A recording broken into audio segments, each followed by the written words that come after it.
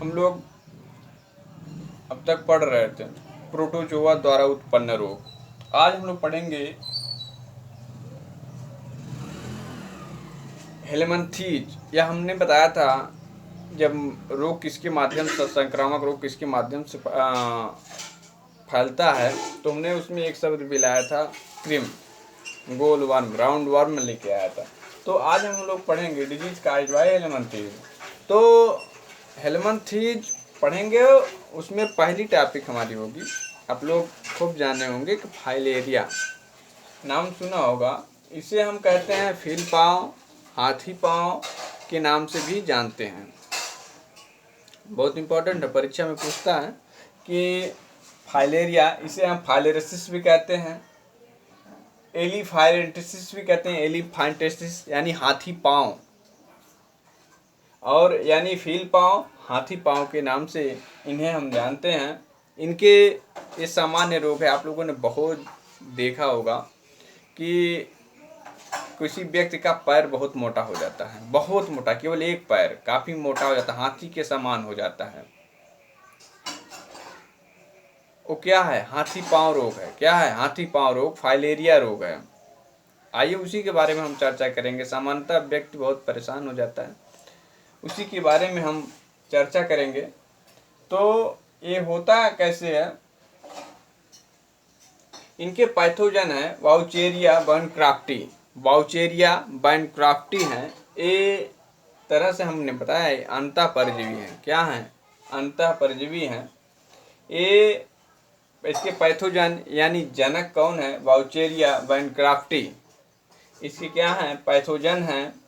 अब इस पैथोजन को ले जाने वाला जब अंतः परजीवी है तो ये कितने होस्ट में पूरा करे? अब यहाँ पर ध्यान रहे, इसका जो वाहक है, वेक्टर है, क्यूलेक्स पाइपियंस है। क्यूलेक्स पाइपियंस, थोड़ा कंपटीशन में पाइपियंस के नाम से भी कहीं कहीं दे दिया जाता है, इसलिए हमको पाइपियंस लिखना पड़ा। क्यूलेक्स के नाम से लोग ज़्यादा जानते हैं, क्यूलेक्स मच्छर, लेकिन पाइपियंस थोड़ा कम आप जानते रहिएगा। पाइपियंस, क्यूलेक्स पाइपियंस के नाम से इसे हम जानते हैं। जो इनका वाहक है वाउचेरिया बैनक्राफ्टी का, और ये रोग फैलाता है, फील पाँव, हाथी पाँव रोग फैलाता है। दोनों को बहुत मस्ट यही पूछा जाता है परीक्षा में, ये इसके पैथोजन है कौन है? वाउचेरिया बैनक्राफ्टी। अब इसके वाहक कौन है? क्यूलेक्स पाइपियंस है। ये हमारे डायफ्राम के नीचे जितने ऑर्गन हैं, डायफ्राम के नीचे वाले जितने ऑर्गन हैं, यानी यहाँ से लेकर नीचे तक किसी भी ऑर्गन को संक्रमित कर सकते हैं। जैसे अंडकोश, किसे? अंडकोश को, हमारे पैर को संक्रमित कर सकते हैं, यकृत को भी संक्रमित कर सकते हैं, और लसिका वाहिनियों को भी संक्रमित करते हैं। जिस ऑर्गन को ये संक्रमित करते हैं वहाँ बॉडी फूल जाती है, सूज जाती है, क्योंकि ये ब्लड को क्या करते हैं, जो रास्ता उसे अवरुद्ध बना देते हैं, और वहाँ का ऑर्गन जहाँ अवरुद्ध बनाते हैं वहाँ का ऑर्गन क्या हो जाता है? सूज जाता है। तो इनकी एक खासियत है, यानी डायफ्राम के ज़्यादातर भाग डायफ्राम के नीचे ही ये संक्रमित करते हैं, और जहाँ करते हैं वहाँ का जो परिवहन होता है उसे रोक देते हैं। रोकने के कारण जैसे पानी जैसा पदार्थ वहाँ पर बन जाता है, और बॉडी में क्या आती है? स्वेलिंग आ जाती है।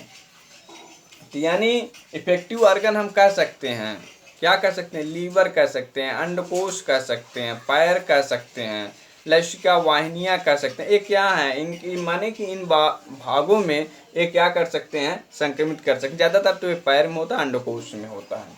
यानी कौन? फाइलेरिया। तो यानी पैथोजन कौन है? वाउचेरिया बैनक्राफ्टी है। ये निमोटोड भी कहलाते हैं। क्या कहलाते हैं? निमोटोडा है। यानी इसके पैथोजन कौन है? वाउचेरिया बैनक्राफ्टी है। वेक्टर कौन है? क्यूलेक्स पाइपियंस हैं। इफेक्टिव ऑर्गन कौन से हैं? चूंकि ये मार्ग को अवरुद्ध बना रोक देता है। इफेक्टिव ऑर्गन कौन है? लसिका वाहिनियाँ हैं, यकृत है, अंडकोश है, पैर है। ये क्या है? इनके इफेक्टिव ऑर्गन हैं। और अगला क्या है कि इनके लिए एक उपयोग आता है उपचार में, DEC। ये मेडिसिन है DEC, यानी डाई एथिल कार्बांजनी। डाई एथिल कार्बांजनी एक ऐसा इनको फाइलेरिया रोग के लिए इनको दिया जाता है कौन सा दवा, DEC। शॉर्ट फॉर्म में है DEC, डाई एथिल कार्बांजलिक है। और तीसरा स्थिति ये बनता है कि इनका जो जीवन चक्र होता है किसका, फाइलेरिया के अंदर जो वाउचेरिया बैनक्राफ्टी है, इनका जीवन चक्र परीक्षा में पूछता है, इनका जीवन चक्र कितने दिन में पूरा होता है, 1 वर्ष में पूरा होता है। वाउचेरिया बैनक्राफ्टी का जीवन चक्र कितने दिन में पूरा होता है, 1 दिन में पूरा होता है। इनको कितने होस्ट की ज़रूरत है, इनको 2 होस्ट की ज़रूरत है, यानी डाइजेनेटिक हैं। क्या है, डाइजेनेटिक हैं। मोनोजेनेटिक डाइजेनेटिक आप लोगों ने पढ़ा था। इन्हें 2 होस्ट की ज़रूरत है। ये 2 होस्ट क्यों लगा, क्योंकि यहाँ पर एक मच्छर है, क्यूलेक्स पैपियंस। ये क्या है, मच्छर है। क्योंकि जैसे मलेरिया में मैंने बताया था कि एक होस्ट से दूसरे होस्ट में संक्रमण निरंतर ऐसे फैलते रहते हैं, उसी प्रकार यहाँ पर भी ये फैलता है। इफेक्टिव ऑर्गन आपको मैंने बता दिया, यकृत हो सकता है, अंडकोश हो सकता है, पैर हो सकता है, लसिका वाहिनियाँ हो सकती हैं। इनके लिए दवा है DEC। ये शायद आपको समझ में आ गया हो। हाथ जिस ऑर्गन में संक्रमित होते हैं वहाँ का बॉडी क्या हो जाता है, सूज जाता है, फूल जाता है, हाथी के समान हो जाता है, इसलिए हाथी पाँव भी इसे कहते हैं। तो ये आपको बहुत इम्पोर्टेंट ये है कि इसके पैथोजन और वेक्टर, अब इस ऑर्गन को ये प्रभावित करते हैं, इनका जीवन चक्र कितने दिन में पूरा होता है। आप लोग इतना एकदम कंठस्थ करते हुए चलिए, चूँकि समय आने पे आपसे ये पूछा जाएगा और उसके लिए आप लोग तैयार रहिएगा। आपके परीक्षा के लिए 100% उपयोगी है और कंपटीशन के लिए भी 100% उपयोगी है। तो आप लोग पढ़ते रहिए।